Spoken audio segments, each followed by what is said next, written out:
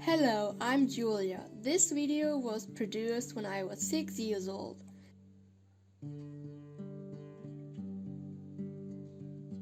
I have now recorded the sound again. I would like to show you a palace called Geguti.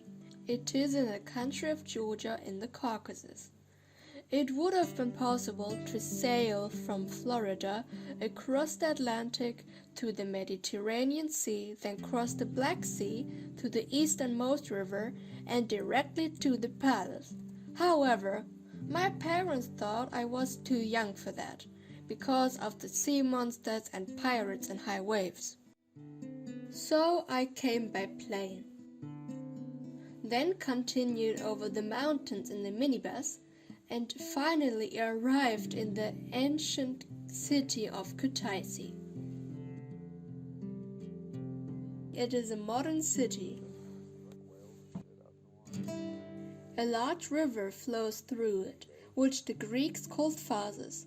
Today is it called Rioni. It flows from the High Caucasus through the city of Kutaisi and to the Black Sea.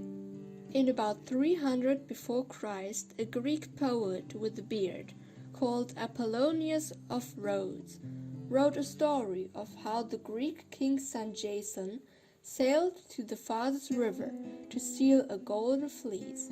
This is the oldest known mention of the royal capital in Western literature. When Apollonius wrote this down, the story was already more than 1,000 years old. In other words, Jason and his Argonauts sailed to Georgia some 3,500 years ago. Behind every man there is an even greater woman, and she helps him with everything. So in this story, the king's daughter Medea helped him to make his dreams come true. Since there was much gold in Georgia, many other robbers and traders also went there. Sometimes they even paid for what they took home. Many of their old coins can still be seen in the museums. At a time when Kutaisi had already been the capital for more than 2,500 years, there was a king in Western Europe called Charlemagne. Because he was a wandering king, today we would probably say he had a migration background, he was trying to copy the palaces of the rulers in Constantinople and Georgia. Yes, there were already links between the Caucasian kingdoms and the Western European countries that would later become France and Germany. Charlemagne is just as much my ancestor as the Georgian kings of that time. While my father was looking for some pictures of Georgian kings, I went to a playground. The local royal dynasty was already very old, but let's start with King Bagrat. Exactly 1,000 years ago, he built a huge Christian church in Kutaisi. His son King George was married to Mariam, and then followed their son King Bagrat, who married Borena. And then came another son, King George, and what do you think the name of the next king was? Ha! No, it wasn't Bagrat. It was David. Georgians called him the builder. He not only built palaces, but also reorganized the entire country of Georgia and made it great and rich. He eventually defeated the Arabs in eastern Georgia and then moved the capital from Kutaisi to Tbilisi. I think he was very fond of West Georgia, because he built a large monastery called the Geguti and was also buried there. He demanded that visitors step on his tombstone forever, and so I did it too. Back then there weren't as many people in this area as there are today.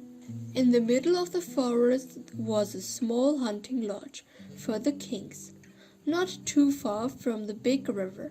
The palace was called Geguti. Even today its ruins are difficult to find, because the roads to it are quite bad and without any signs, but eventually we found it. In the beginning, Geguti was probably nothing more than 1 or 2 huge rooms with fireplaces, but then it got bigger and bigger. In Germany at the time, Emperor Frederick Barbarossa and his cousin, Duke Henry the Lion, were always fighting each other. King David's grandson was called George again, and this King George had an even bigger palace built there. Always with him was his daughter Tamara. Here in Geguti, King George and Tamara held big parties and theater performances.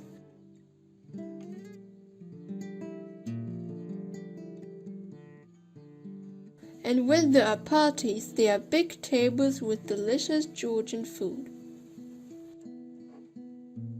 I can imagine Princess Tamara had a lot of fun here, playing with the other girls.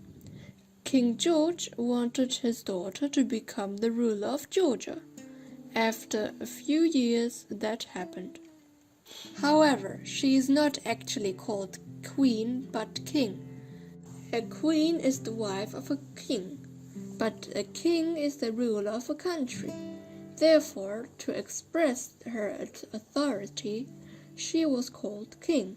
In Constantinople and in Western Europe, some women were also called king or even emperor, such as Adelheid, the wife of Otto the Great, or Maria Theresa, who was addressed as Frau Kaiser. When I walk through these ruins, I can imagine Tamara walking this way too, and I imagine how her friends came to enjoy pajama parties and sneaked through the dark hallways and played hide-and-seek around the corners of the palace. Sometimes they may even got a little creeped out. A royal palace must always have plenty of wine available for its guests. Some of the wine barrels are so big that I could stand upright and hide in them. Many are still there today, but the best ones are taken to the museums. The palace is now a ruin, but in the past it was filled with beautiful furniture, carpets, doors, and windows, like this one from another place. This is very old gardening from Georgia.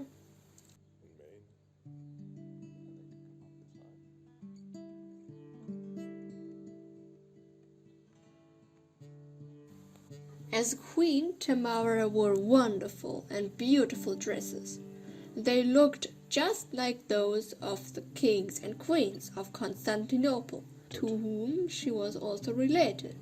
They were also adorned with gold, pearls, and precious stones. But I am sure she was not allowed to wear them to the playground. Tamara also wore jewelry with gemstones from all over the world. Guests brought her wonderful gifts, and in return she gave them expensive Georgian presents. When Tamara grew up, however, she did not want to marry one of the many princes who were proposed to her.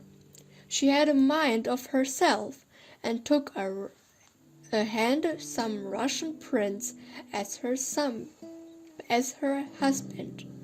But he was a stupid guy and only wanted the country of Georgia for himself and to take her out in the process.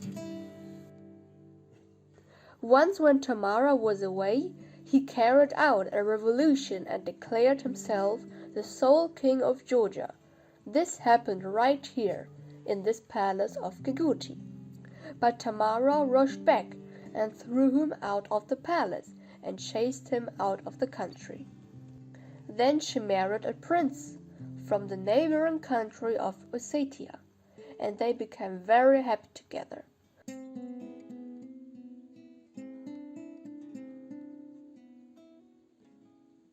They had a son and a daughter. I can imagine how they all walked around here, inside and outside. They often went to the city of Kutaisi on the great river.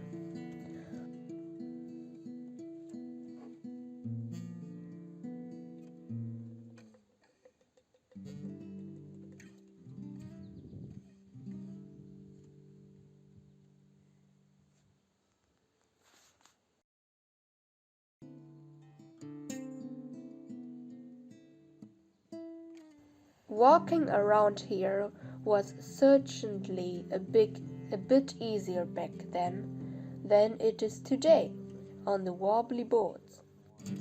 Once a poet from South Georgia came to the palace and presented her a long poem he had written for her.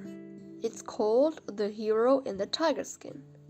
In it, brave heroes fight against evil and experience dangerous adventures and wonderful experiences. The poet described Tamara in wonderful words, and she loved the story a lot, of course. The poet received many gifts and became very famous. His name was Shota Rustaveli. He is Georgia's Goethe or Schiller or Shakespeare. Honored on banknotes, depicted as statues and theaters, and magnificent streets are named after him. These old stones of Geguti Palace must have been listening as Shota recited his poem to Queen Tamara. Since then, the poem has been translated into many languages, including English. Today, it is difficult to walk around in the ruins. Fortunately, I have practiced how to walk here on playgrounds.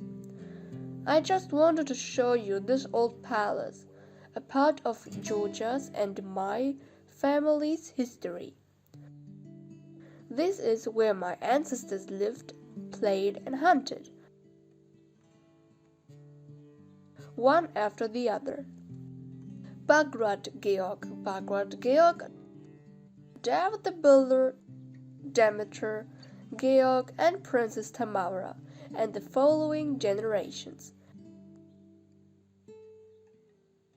I had to admit, I am proud to be descended from them and King Tamara. Thank you for coming with me on my visit to the Palace of Geguti, near Kutaisi in Georgia. And now I'm going back to a playground.